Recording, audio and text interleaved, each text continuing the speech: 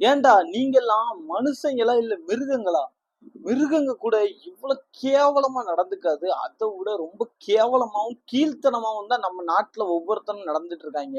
நான் எல்லாரையும் குறிப்பிட்டு சொல்லல. இந்த சம்பவத்துல நடந்த உண்மை தெரிஞ்சுச்சுன்னா நான் இப்ப எவ்வளவு டென்ஷனா பேசுறேனோ அதை விட நீங்க பல மடங்கு டென்ஷன் ஆவீங்க. அவ்வளவுக்குள்ள கேவலமான அருவருப்பான சம்பவங்கள்லாம் நம்ம நாட்டுல நடந்துகிட்டு தான் இருக்கு. யாருக்கும் வெளியே தெரிய மாட்டேங்குது. அவ்வளவுக்குள்ள கேவலமான சம்பவங்கள் நடந்துட்டு இருக்கு. சோ நம்ம இந்தியால நடந்த ஒரு உண்மை சம்பவம் தாங்க. இந்த சம்பவத்தினால ஒரு உறவே வந்து கொச்சப்படுற நிலைமைக்கு வந்து ஆளாக்கி விட்டாங்க காமோங்கிற ஒரு எச்சைக்காக. என்ன சம்பவம் என்ன நடந்துச்சுங்கிறதுதான் விலாவரியா சொல்ல போறேன். ஒன்னே ஒண்ணுதாங்க, நம்ம ஆடியன்ஸ் உங்களுக்கு ப்ரெஷர் எதுவும் இருந்துச்சுன்னா தயவு செஞ்சு இந்த வீடியோவை பார்க்காதீங்க. அப்படி நான் பார்ப்பேன்னு சொன்னீங்கன்னா கையில ப்ரெஷர் மாத்திரை எடுத்து வச்சுட்டு உட்காந்து பாருங்க. ஏன்னா அந்த லெவலுக்கு இந்த கேஸை பத்தி நான் படிக்கும்போது அவ்வளவுக்குள்ள எனக்கே ப்ரெஷர் ஆச்சுங்க. அப்போ உங்களுக்கு ப்ரெஷர் ஆகும்னா தயவு செஞ்சு இந்த வீடியோ பார்க்காதீங்கப்போ, அவ்வளவுதான் நான் சொல்லுவேன். ஸோ இன்னைக்கு நம்ம குஜராத்ல நடந்த ஒரு உண்மை கிரைம் சம்பவம், பல ட்விஸ்டுகள் நிறைஞ்ச இந்த கிரைம் சம்பவத்தை பத்தி தான் நம்ம பார்க்க போறோம். நீங்க இந்த வீடியோவை மட்டும் ஸ்கிப் பண்ணாம பாருங்க. அது போக இதே மாதிரி நிறைய யாருக்குமே தெரியாத இன்ட்ரெஸ்டிங்கான கிரைம் ஸ்டோரிஸ்லாம் உங்கள்கிட்ட வந்து நானும் சேர்த்துருவேன். நீங்க பண்ண வேண்டியதெல்லாம் ஒன்னே ஒண்ணுதான். யூடியூப்ல பார்த்துட்டு இருக்கீங்கன்னா மறக்காம சப்ஸ்கிரைப் பண்ணிடுங்க. ஃபேஸ்புக்ல பார்த்துட்டு இருக்கீங்கன்னா மறக்காம நம்ம பேஜை ஃபாலோ பண்ணிக்கோங்க. ஸோ வாங்க என்ன நடந்துச்சு என்ன ஏது அப்படிங்கிறத விலாவரியா பார்க்கலாம். குஜராத்ல ஹம்மிமோரா அப்படிங்கிற ஒரு இடங்க. அது வந்து எந்த மாதிரி இடம்னா கோஸ்டல் ஏரியாஸ், அதாவது ஒரு மீனவ கிராமம்.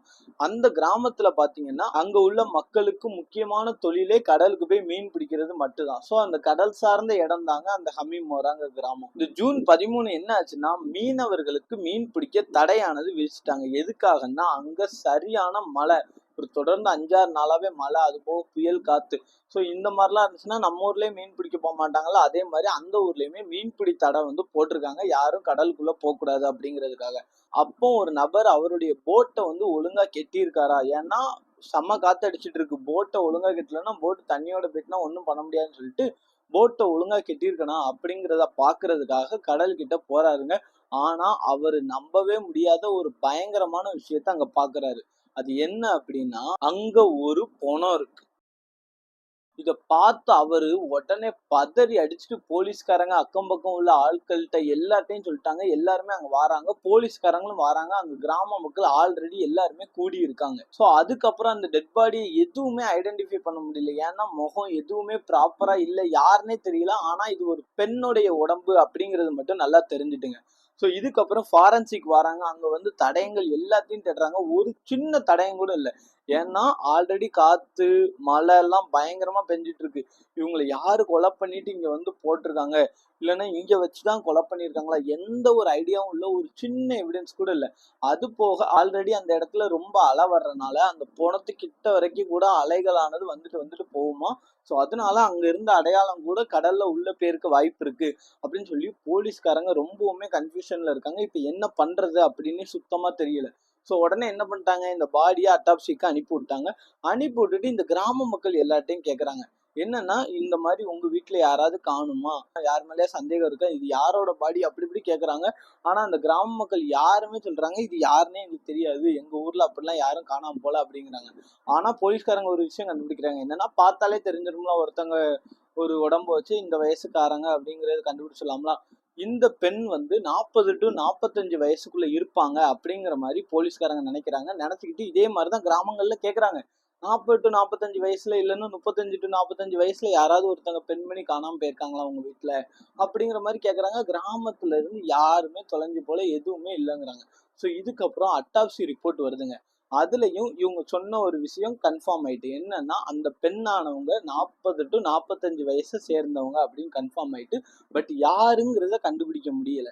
ஏன்னா அதுக்கான ப்ரூஃப் ஏதாவது வேணும். எந்த ஒரு ப்ரூஃபும் இல்லாம நம்ம எப்படி கண்டுபிடிக்க முடியும், யோசிச்சு பாருங்க. ஸோ அதனால அவங்களால கண்டுபிடிக்க முடியல. அண்ட் முக்கியமா கழுத்து நெறிப்பட்டு யாரோ ஒருத்தங்க இவங்கள கொலை பண்ணிடுறாங்க அப்படிங்கிற ஒரு திடுக்கிடும் உண்மையும் வெளியே வருதுங்க. அதாவது என்ன, ஒண்ணு ஏதாவது கயிறு வச்சு இறுக்கி இது பண்ணிருக்கணும், இல்லைன்னா கழுத்தை நெரிச்சு கொண்டிருக்கணும் அப்படிங்கிற மாதிரியானது அட்டாப்சி ரிப்போர்ட்ல வந்து சொல்லியிருக்காங்க. ஸோ இதுக்கப்புறம் போலீஸ்காரங்க என்ன நினைக்கிறாங்க, என்னதான் இருந்தாலும் அந்த கிராமத்துலதான் இறந்திருக்காங்க, அப்ப அந்த கிராமத்தை தான் நம்ம இன்வெஸ்டிகேஷன் பண்ணணும்னு சொல்லி மப்டியில அந்த கிராமத்துல எல்லாத்தையும் போய் விசாரிக்கிறாங்க. அப்போ அந்த கிராம மக்களுக்கும் தெரிஞ்சு போச்சு இந்த போலீஸ்காரங்க விடுற மாதிரி தெரியலன்னு சொல்லிட்டு. அப்போதான் ஒருத்தர் டைரக்டா போலீஸ்காரங்க கிட்ட போய் ஒண்ணு சொல்றாங்க, என்னன்னா, சுமார் ஒரு 5 நாளைக்கு முன்னாடி ஒரு கல்யாணம் ஒண்ணு எங்க கிராமத்துல நடந்துச்சு. அதுக்கு வெளியூர்ல இருந்து நெறைய பேர் வந்திருந்தாங்க. நீங்க அங்க விசாரிச்சீங்கன்னா, உங்களுக்கு ஏதாவது க்ளூ கிடைக்க வாய்ப்பு இருக்கு. எங்க கிராமத்துல தயவு செஞ்சு யார்ட்டயும் கேட்காதீங்க. நீங்க கேட்டாலும் எங்ககிட்ட க்ளூ எதுவும் கிடையாது. அது யாருன்னு கூட எங்களுக்கு தெரியாது. அப்படிங்கிற மாரி அவர் சொல்ட்டாருங்க. இப்போ போலீஸ்காரங்க யோசிக்கிறாங்க, இவங்க சொன்னது நல்ல ஐடியாவா தானே இருக்கு.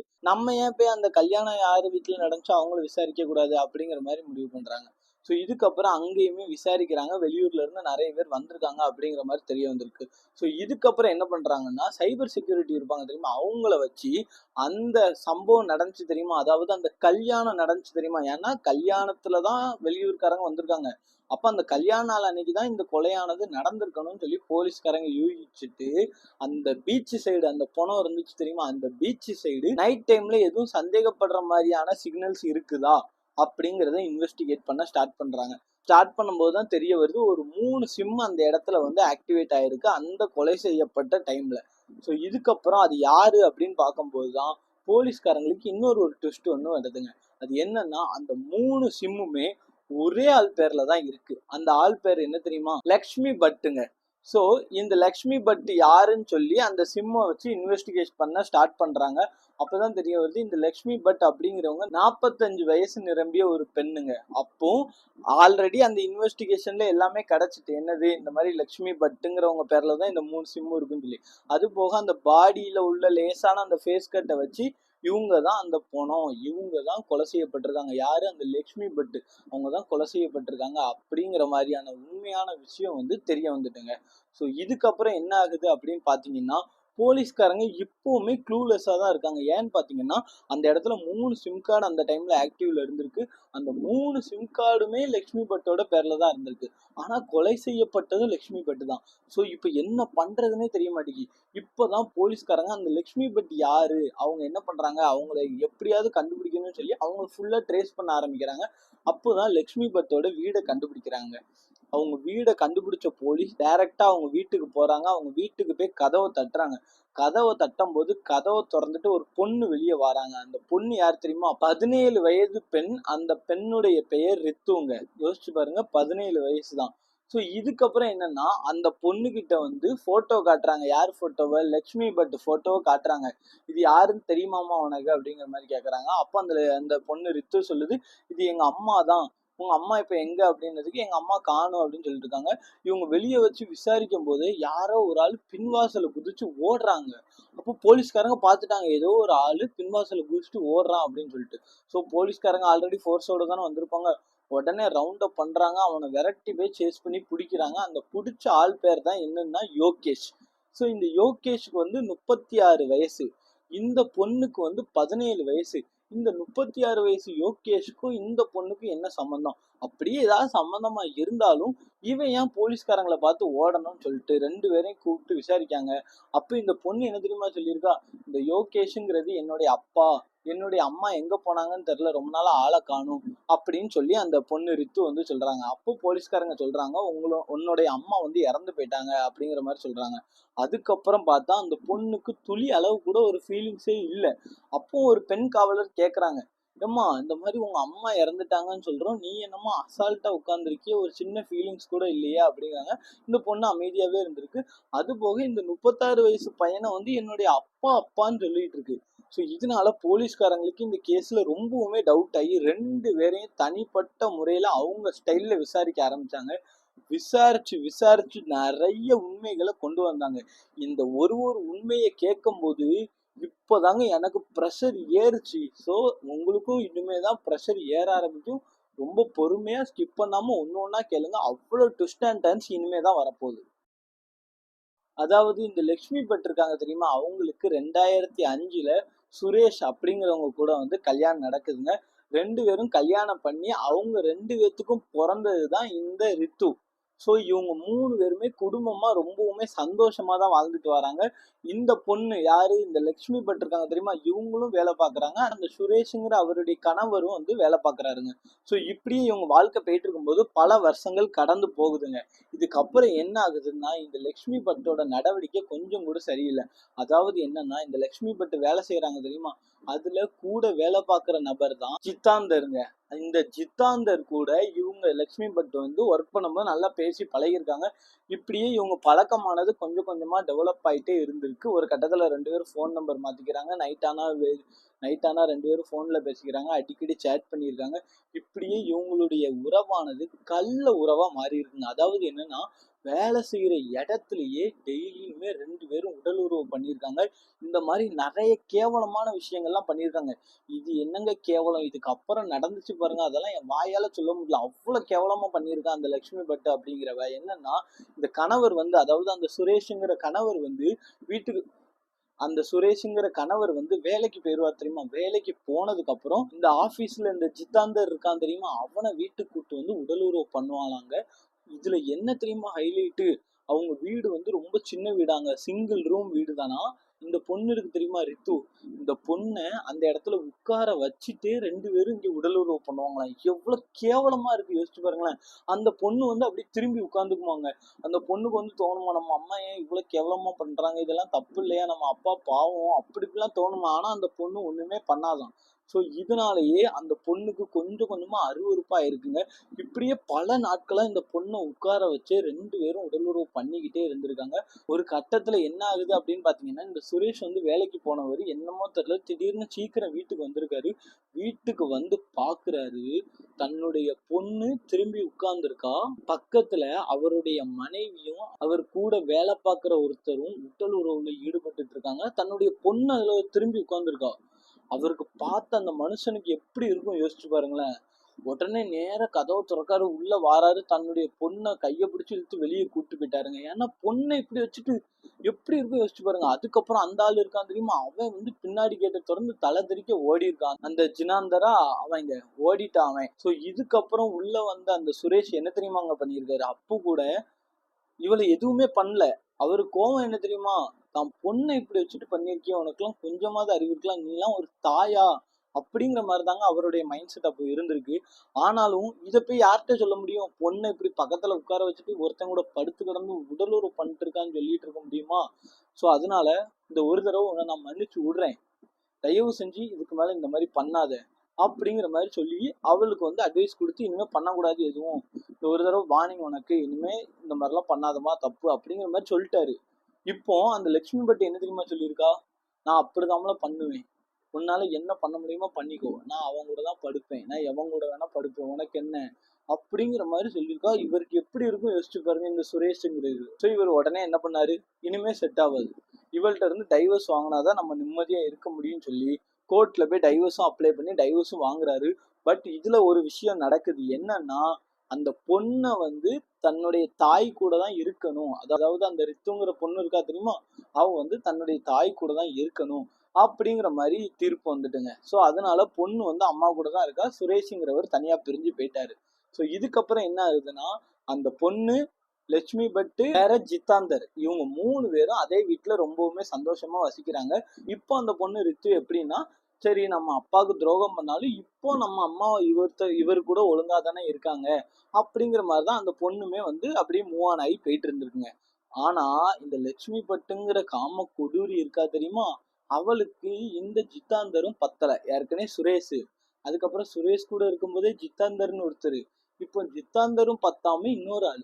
என்ன ப்ரோ சொல்றீங்க அப்படின்னு கேட்டீங்கன்னா, ஆமாங்க, பல ட்விஸ்ட், ப்ரெஷர்லாம் ஏற ஆரம்பிச்சுட்டு அந்த லெவலுக்கு இந்த இந்த உண்மை சம்பவத்துல ஒரு படத்துக்கு நிகரான ட்விஸ்டுகள் உள்ள ஒளிஞ்சிருக்கு. அதாவது என்ன ஆச்சு அப்படின்னா, இந்த பொண்ணு இருக்கா தெரியுமா, யாரு, லட்சுமி பட், அவ வந்து பெயிண்டிங் வேலைக்கு போவாளாங்க.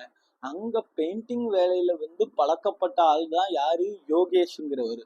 அப்போ அந்த யோகேஷ் கூடயும் பழக்கமா இருக்கு. எது, இந்த ஜித்தாந்தர் வந்து இப்போ சுரேஷ் இடத்துல இருக்காரு. ஃபர்ஸ்ட் சுரேஷை கல்யாணம் பண்ணி வச்சிருந்தாங்களா, ஜித்தாந்தர் கூட கள்ள உறவுல இருந்தாங்களா, இப்போ ஜித்தாந்தர் வந்து புருஷன் ஸ்டேஜ்ல இருக்காரு.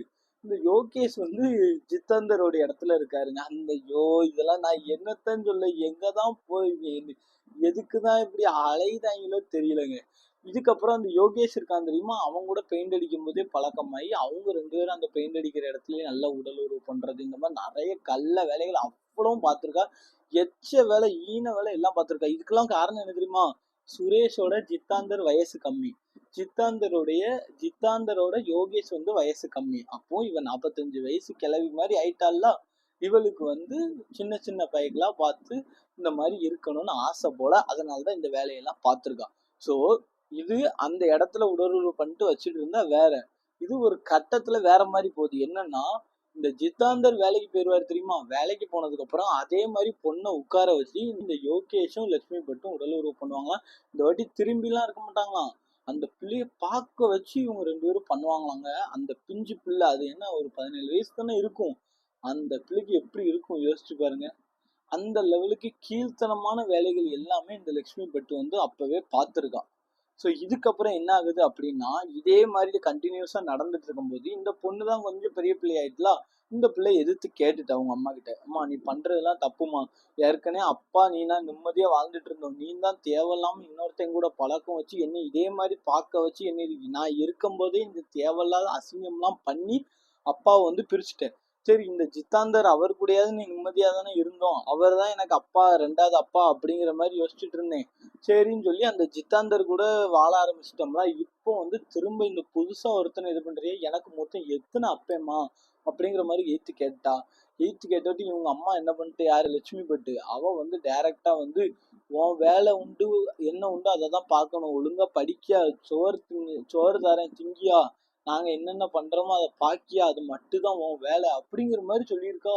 ஸோ இந்த பொண்ணுக்கு என்ன பண்ணனே தெரியல. இந்த அம்மா ஏன்டா இவ்வளவு கேவலமா இருக்கா, இவளுக்கு வேற வழியும் இல்லை அந்த பொண்ணுக்கு. ஸோ இதுக்கப்புறம் என்ன ஆகுதுன்னா, கொஞ்ச நாட்கள் இதே மாதிரி போயிட்டு இருக்குங்க.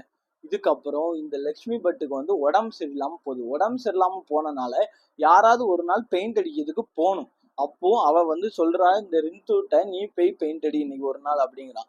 ஸோ இந்த பொண்ணும் போது போய் வேலையை பார்க்குது. அந்த இடத்துலதான் அந்த யோகேஷ் பையா இருக்கான் தெரியுமா, அவனுக்கு இந்த பொண்ணு மேல ஒரு கண்ணு வருதுங்க. ஏற்கனவே அந்த 45 வயசு அம்மா வேற வச்சிருக்கான்.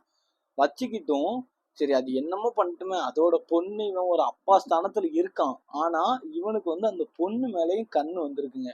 இதுக்கப்புறம் என்ன பண்ணியிருக்கான்னா, அந்த பொண்ணை வந்து வேலை பார்க்குற இடத்துலயே நல்லா மயக்க ஆரம்பிச்சிருக்காங்க. இந்த பொண்ணு சின்ன பிள்ளை தானே, இந்த பிள்ளை அவன் மேல லவ்ல விழுந்துட்டு.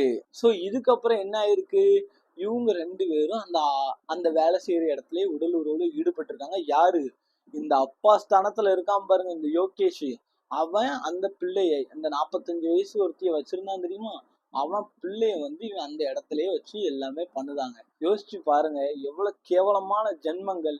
அந்த பிள்ளைக்கு வந்து நான் பின்னாடி வரேன், அந்த பிள்ளை என்ன பண்ணுச்சுன்னுலாம் சொல்றேன். ஸோ இதுக்கப்புறம் என்னன்னா, இந்த லட்சுமி பட் வந்து திரும்ப வேலைக்கு வந்துட்டா.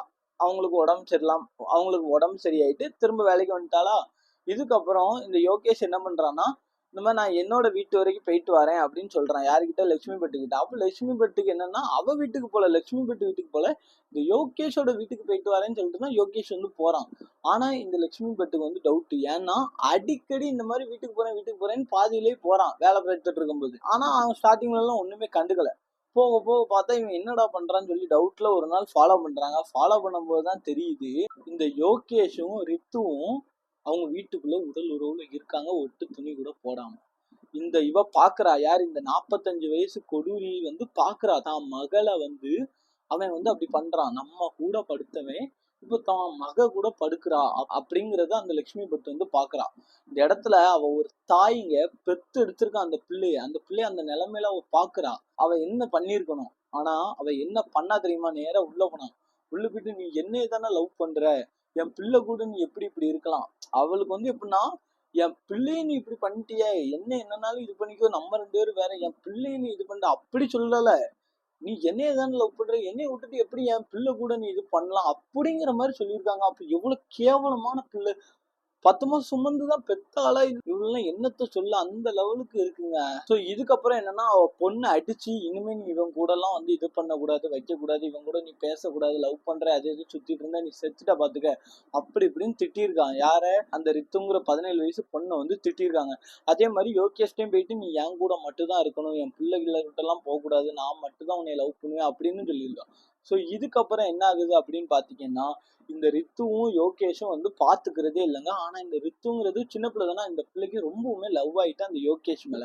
ஸோ இதனால அடிக்கடி தெரியாதனமா மீட் பண்ணலாம் செய்யறாங்க. மீட் பண்ணும்போது என்னன்னா, எப்படியாவது நம்ம ஒண்ணு சேரணும், என்னோட அம்மா தான் நம்மளுக்கு தடையா இருக்கா, ஏதாவது நம்ம பண்ணணும் அப்படி இப்படின்னு சொல்லியிருக்காங்க.